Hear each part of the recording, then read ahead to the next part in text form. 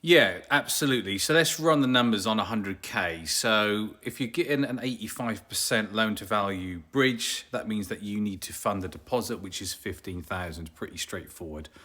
I think you should allow for about £1,000 for the valuation. It does depend on the type of property, commercial, residential, HMO, but it's going to be in that ballpark given the purchase price is 100,000.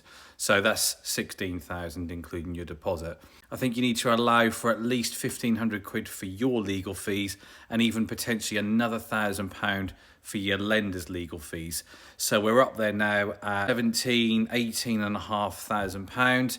Not to mention that there's probably going to be some sort of product or administration fee for the lender as well as the broker, even though if you use my broker, he doesn't charge you anything up front. The link is in my link tree. You shouldn't have to pay any product fee because you can add that on top of the loan and it doesn't get deducted from the loan, it's added on top. So you don't have to increase your deposit to cover that shortfall. What you might have to do is you might have to pay 3 months of the bridge and loan interest up front.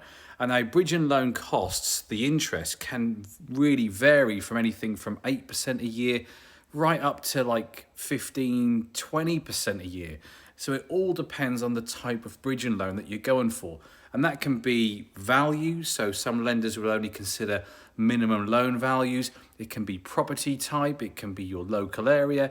It can be the security that you're offering.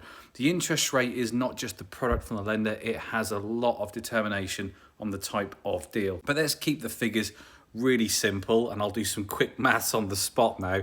Let's keep it at 1% per calendar month, and they deduct 3 months interest from the advance that they give you. So you're effectively paying 3 months interest up front on 85,000. So that's 2,550, which is 3 times 850 quid they'll deduct. So effectively you add that onto your deposit and all your fees that you've had to pay up front. Now if you're buying this as your first buy to live in, then you won't have any stamp duty to pay. But if you already own a property or this is an investment, then you'll have to pay the additional 3% levy.